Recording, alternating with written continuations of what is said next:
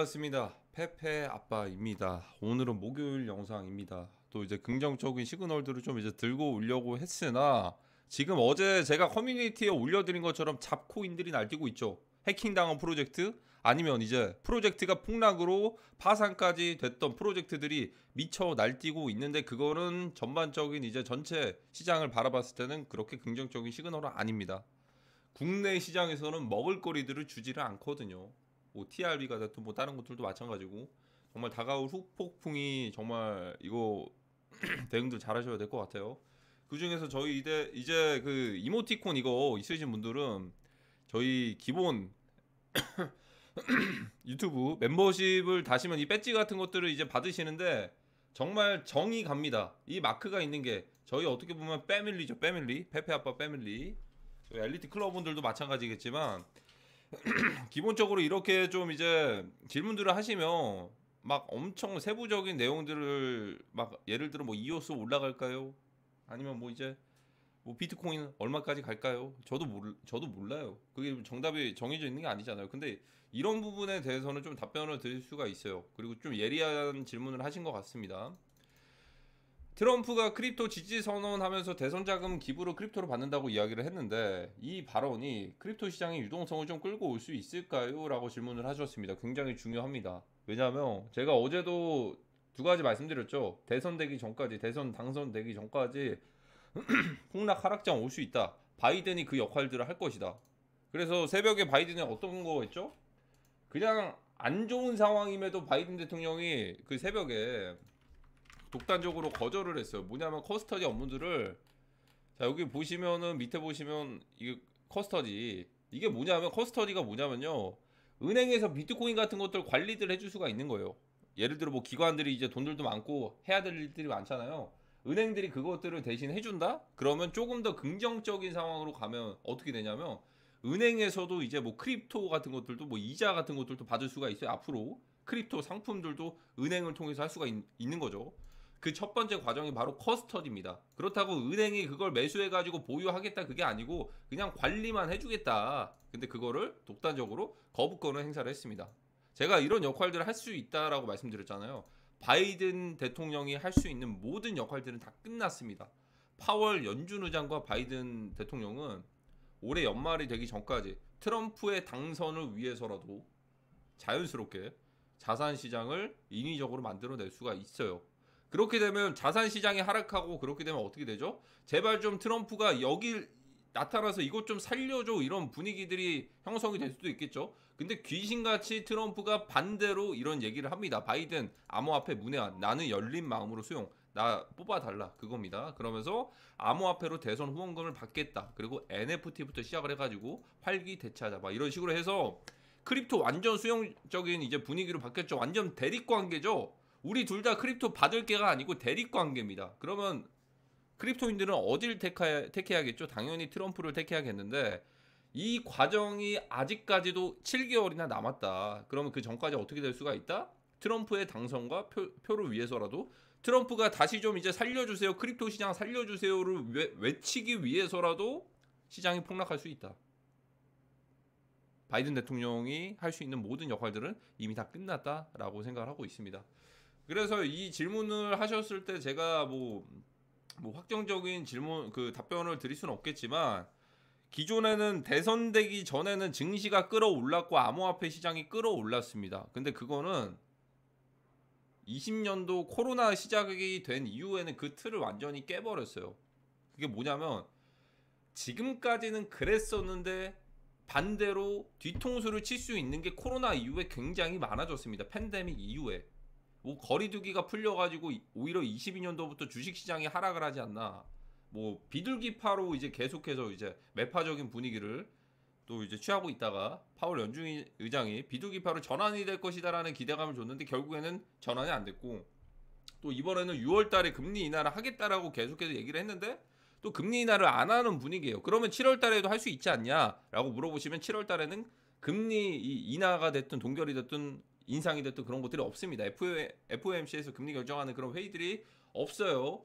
그러니까 6월달에 안 되면 그냥 8월달까지 계속 지속이 되는 건데 정말 안 좋겠죠. 대놓고 그런 재료들도. 그러면 돈을 풀 수도 있지 않을까. 미국 재무부에서 뭐 기존에 풀렸던 것들을 뭐 이제 채권들을 이런 것들을 바이백 하듯이 그냥 다시 이제 사들이면 뭐 좋은 게 아니냐 이렇게들 이제 긍정적으로 보실 수도 있겠는데, 그런 것들을 저는 선반영이라고 생각을 합니다.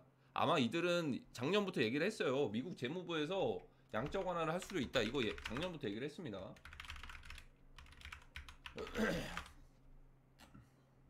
자, 이게 재무부에서 국채 바이백 같은 것들을 재작년이었나? 작년이었나? 어쨌든 그것들을 미리들 얘기를 했었고, 이걸 지금에서야 한다고 막 그런 것들은 사실 이미 선반영이라는 것들은 이미 저희는 거쳤습니다. 시장이 그냥 교과서적인 이론으로 흘러가지가 않아요. 뒤통수를 언제든지 칠 수가 있습니다. 칠 수가 있고, 여기서 뭐 이제 대놓고 코인 시장에서는 이제 해소해야 될 문제들이 있어요. 마운트 곡수 물량은 10월 달이 되기 전까지 다 해소를 해야 됩니다. 어쨌든 시장에 있다가 덤핑이 될 수가 있어요. 대놓고 덤핑은 아니고 선택지가 있습니다. 채권자들은 본인이 직접 비트코인을 받을 수도 있고, 은행에다가 대신 매도하라고 해줄 수도 있어요. 그러니까 어쨌든 매도에 대한 위험성이 있는 거죠. 14만 개 가까이 되는 것들이 실질적으로는 락업이 됐던 거나 마찬가지인데, 그게 물량이 풀린다라는 건 전체가 다 풀린다 그건 아니지만, 지금의 시장 유동성 상황을 봤을 때 그런 것들을 한번 털어내고 갈 수도 있다라고 생각을 합니다. 그리고 10월 달까지면 창펑제하고가 이제 다시 컴백할 수 있는, 다시 돌아올 수 있는 그런 시기이기도 하면서, 그쯤에는 이제 트럼프 대통령과 바이든 대통령이 어느 정도 민심이 극과 극으로 갈리겠죠. 10월 달이 됐을 때 자산 시장과 코인 시장이 만약에 폭락을 한다고 가정을 해봅시다. 표심은 누구에게 갈까요? 표심은 당연히 트럼프에게 갑니다. 트럼프 대통령에게.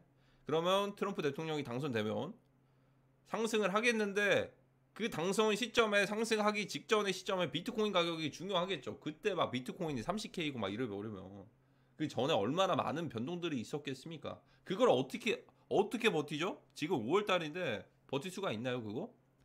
지금 상황은 버티기가 힘들어요. 20년도 초반이랑 이제 제로 금리랑 이때랑은 다르기 때문에 지금 전반적인 물가도 엄청나게 비싸고 유가도 잡힐 생각을 안 합니다. 예전에는 50달러 크루드 오일 거의 패깅 수준이었은, 거의 완전 스테이블했는데, 요즘에는 뭐 80달러 높은 상황에서 러시아가 또 뭐 이제 막 이제 전술에까지 막 이제 배치를 해가지고, 끝낼 거였으면 진작에 그냥 미사일 써가지고 끝내버렸을 텐데, 이렇게 오랫동안 장기적으로 끄는 거는 제가 생각하기에는 그냥 어쨌든 물가랑 유가랑 이런 것들, 그런 목적이 있지 않을까라고 생각들을 해요. 어떻게 보면 하나의 보여주는 쇼죠, 쇼. 끝낼 거였으면 진작에 끝내고도 남았을 텐데 말이죠. 자, 그러다 보니까 이게 실질적으로 좀 버티기가 힘듭니다. 특히나 이제 반감기가 되고 나서, 끝나고 나서 올랐다라는 그런 사이클들이 있긴 한데, 그게 비교적 전에는 좀 제로금리였고, 시장에 어떻게 보면 2016년은 신규 시장이었고, 2020년도에는 어떻게 보면 유동성 대버블 시장이었습니다. 하지만 지금은요, 반감기가 끝난 시점에는 뭐 그렇게 좋은 조건들이 없어요. 신규 시장도 아니고 유동성이 버블되는 상황도 아니고, 오히려 유동성이 축소가 되면서 시장에 참여할 수 있는 신규 참여자들이 굉장히 줄어드는 상황이다. 자, 그러면 어떻게 될까요? 채굴장 세력들이 비트코인 가격을 올리면 되는 거 아니겠어요? 그거는 옛날에는 가능했는데, 미국계 기관들이 들어오고 나서부터는 이게 실질적으로 그렇게 조절할 수가 없습니다. 그러면 대체로 이제 비트코인에 대한 보상량이 줄어들었으니까 비트코인 가격이 1억에서 2억, 3억 되는 게 거의 그 정도는 되어야 되는 게 아닌가 앞으로, 이렇게 보실 수도 있겠지만, 이전에 그래서 비트코인 룬이랑 NFT 그 비트코인 생태계들 수수료 많이 발생해가지고 채굴장 세력들이 기존에 한 두세 개씩 받던 비트코인을 11개씩 받는 상황들을 만들어냈습니다. 그렇게 되면 뭐냐면, 앞으로 비트코인 가격들을 굳이 안 올리더라도 그냥 보상량 자체를 늘려버릴 수도 있다. 어차피 비트코인 네트워크에서 발생하는 수수료를 고스란히 이제 채굴장 세력들에게 이제 가는 거죠. 그러면 어딜 띄우면 된다? 앞으로 언제가 될지 모르겠지만 비트코인 생태계 그쪽을 띄우게 되면 알아서 수수료가 많이 늘어나겠죠. 그러니까 비트코인 가격이 그때가 됐을 때 4만 달러에서 논다고 하더라도 6만 달러에서 10개를 받는 것과 4만 달러에서 15개를 받는 것과 무슨 차이가 있죠? 같은 가격이잖아요. 그러니까 보상량이, 가격들이 떨어지더라도 보상량을 늘릴 수 있는 방법들이 있다. 예전처럼 채굴장 세력들이 비트코인을 직접 매수해가지고 올려가지고 그렇게 이제 차익 실현하는 그런 사이클과는 2016년, 17년이랑은 전혀 딴판입니다. 전혀 다릅니다. 완전 달라요. 그래서 이제 미국의 기관들이 유입됨으로써 그런 것들이 불가능해졌기 때문에 제2차적인 시장을 노릴 수가 있습니다. 자, 그러면 제가 드릴 수 있는 답변은 뭐냐면 이 유동성은 트럼프 당선이 되고 나서부터, 트럼프 대통령 당선되고 나서부터 올 것으로 예상을 하고 있어요. 그러면 그게 되기 전까지는 정말 암흑 기간이 될 수도 있겠죠. 크립토 윈터 기간이. 크립토 시장이 그러면 하락하면 하락할수록 사람들은 트럼프를 원하고 바랄 겁니다. 이것들을 모두 다 설계한 거일 수도 있어요. 바이든 대통령이 할 수 있는 역할들을 모두 다 끝냈기 때문에.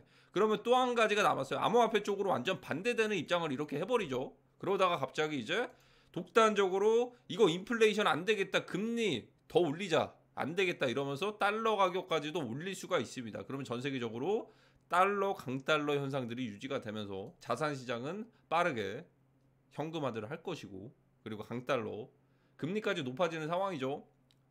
기축화폐가 아닌 이상은 대다수의 나라들이 되게 힘들 겁니다. 그리고 이제 미국 같은 경우에는 원래 이제 기본 임금이 거의 만약에 한 달에 만약에 5,000달러를 벌었다면 지금 그 물가 상승률 대비해가지고 8,000달러, 9,000달러까지 올랐습니다. 그러면 반대로 한국으로 저희가 살고 있는 이 한국으로 기준을 줬을 때 뭐 달러 가격이 올라간다고 해가지고 저희가 뭐 인플레이션이 올라간다고 해서 그 임금이 올라가는 건 아니잖아요. 그렇다고 저희가 또 이제 달러를 벌어들이는 기업들이 거의 많이 있는 것도 아니고 대다수가 원화를 버는 건데, 그러다 보니까 이걸 어쨌든 대표적으로 한국이 가장 좀 직격탄을 맞지 않을까라고 생각이 들고, 그 어떤 상황들이 팬데믹 같은 2차적인 팬데믹이 어떻게 보면 경제적인 위기에서 올 수도 있지 않을까라고 생각을 합니다. 그 시즌이 뭐 내년까지는 안 갈 것 같고 아마 앞으로 다가오지 않을까. 올해 트럼프 그 미국 대선 당선 그 전까지, 대통령 선거 되기 전까지, 그 전까지 올랐다라는 모든 패턴들을 모두 다 무시하고 오히려 그 전까지 하락할 수가 있다. 왜냐하면 지금 미국의 대통령은 바이든 대통령이니까. 바이든 대통령 할 말이 정말 많은데 여기까지만 하겠습니다. 너무 깊어지면 또 이제 뭐 이게 음모론이니 뭐니 막 이런 식으로 얘기를 할 것 같긴 한데, 뭐 어차피 제 일기장이잖아요.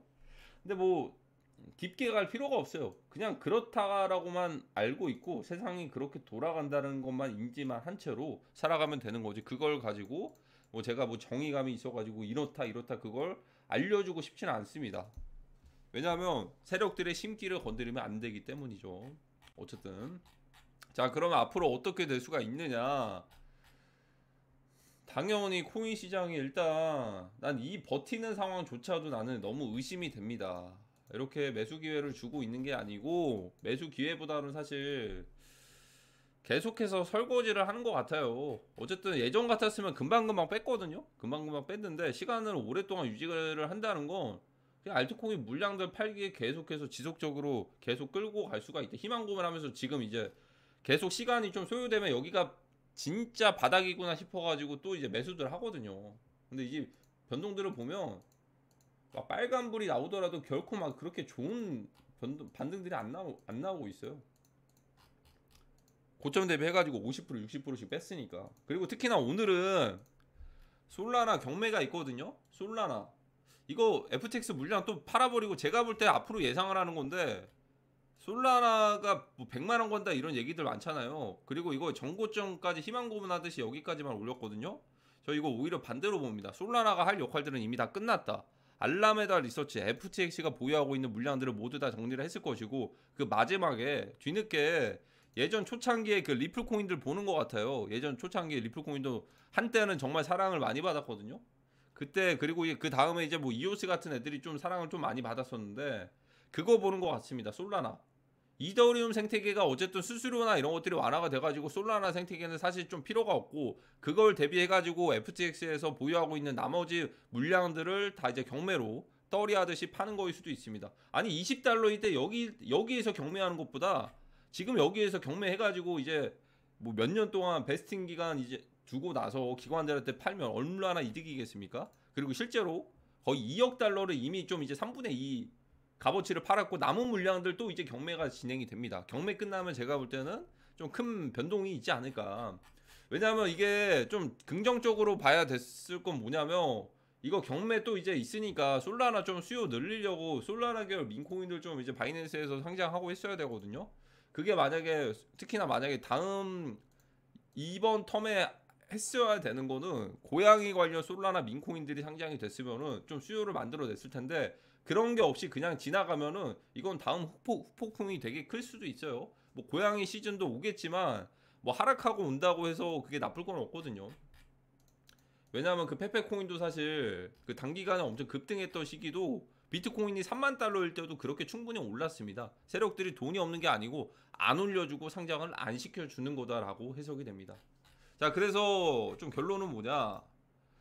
좀 넓게 봐야 돼요, 넓게 봐야 되고 저는 올해 빅쇼트에 저는 빅쇼트를 기다리고 있습니다. 빅쇼트.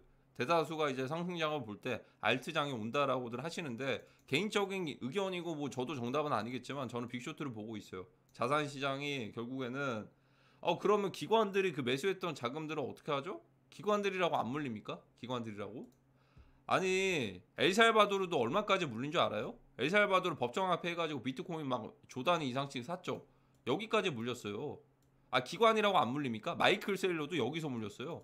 아 여긴 아니고 한 이쯤에서 마이클 셀러도 넥슨도요. 넥슨도 이 5만 달러인가? 여기서 물렸어요.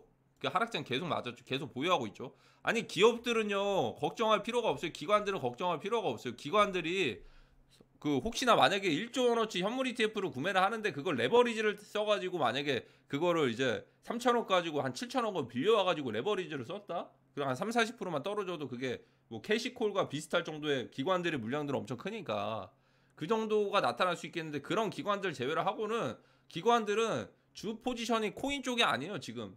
미국계 이제 나스닥부터 S&P부터 시작을 해가지고 뭐 선물도 상품들이 얼마나 많겠습니까? 그들은 그렇게 급할 게 없어요. 물리더라도 그냥 결국 안 팔면 되는 거예요. 안 팔면은 뭐 그게 뭐 월마다 뭐 이제 수수료나 이런 것들이 나가는 것도 아니고 월마다 나가나요? 1년마다 나가나요? 그게 어쨌든 그게 일반적으로 기관들을 믿으면 안 돼요. 기관들이 언제든지 이제 현금화를 할 수도 있는 거고 기관들도 물릴 수가 있습니다. 실제로 물렸어요. 마이너스 70% 80% 마이클 세일러 그 마이크로 스트래티지가 실제로 청산 위기까지 갔거든요. 근데 이번에 만약에 폭락하면 마이크로 스트래티지가 시장에서 덤핑되는 물량들이 나타나지 않을까라고 생각도 듭니다. 왜냐하면 21년도에는 그레이스케일이 그런 역할들을 했거든요. 이번에는 반대로 하락할 때 가속화될 수가 있는 게 지금 만약에 예를 들어서 지금 마이크로 스트래티지가 공개한 이제 그 자금 상황들을 보면은 현금이 지금 없거든요. 다 비트코인만 가지고 있는데 그래가지고 이제 그 어음 같은 것들을 발행을 했죠. 자금 조달해가지고 또 비트코인을 샀잖아요. 근데 어느 순간에는 그걸 팔아야 돼요. 만약에 비트코인 가격이 떨어졌는데 대출에 대한 이자들을 내야 된대요. 2차적으로 또 돈을 이제 팔 수가 없잖아요. 그렇죠? 그러다 보니까 비트코인을 현금화할 수도 있고 강제로 팔아야 될 수도 있지 않을까. 그러니까 이 강세장의 역할의 인물이 제가 볼 때는 크게 이제 버려질 것 같아요. 일론 머스크도 지금 어떻죠? 버려진다라는 표현보다는 그런 이제 강세장의 아이콘에서 내려놨죠. 도지코인 단 한 번도 언급한 적이 없어요.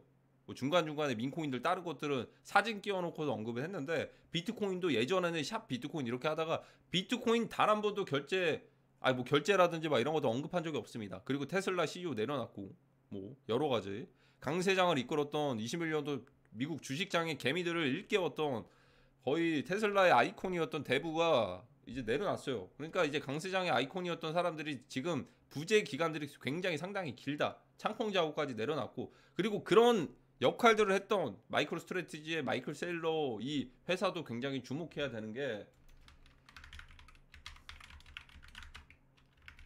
내부자들이 일단은 주식들을 매도를 했어요. 마이클 세일러도 마찬가지고 자 보시면은 내부자들이 다 매도를 했습니다. 내부자들 어쨌든 그러니까 내부자들이 코인베이스 주식부터 해가지고 매도를 했다라는 거 뭔가 다가올 시장들이 좀 이제 버블이 꼈다라는 걸 좀 인지를 할 수도 있습니다. 물론 기관들이 이제 공매도 하다가 청산된 물량들 스퀴징으로 해서 빠르게 판매한 거일 수도 있겠지만 그렇게 긍정적이지 않습니다. 긍정적이지가 않아요. 그리고 이제 다음 주에 부처님 오신 날이 있는데 오히려 부처님 오신 날의 빔에 대해서 좀 걱정들 하시는 분들이 계시더라고요. 저는 근데 오히려 그 당일날 오는 게 아니고 그런 상황들이 발생을 한다면 그 전에 올 것 같습니다. 그냥 그럴 것 같아요. 그냥 느낌이 똑같이 누구든지 그 모두가 아는 그게 왜냐면 제가 볼 때 일반적인 그 투자자들 입에서 나온 게 아니고 뭔가 좀 흘리는 것 같다라는 느낌들을 많이 받았어요. 요즘 가스라이팅들을 많이들 해요. 뭐냐면 반감기 이후에 비트코인이 무조건 오른다. 뭐 채굴 그 채산성이 안 나오니까 비트코인이 1억 5천에서 2억이 적정가다 막 이런 식으로.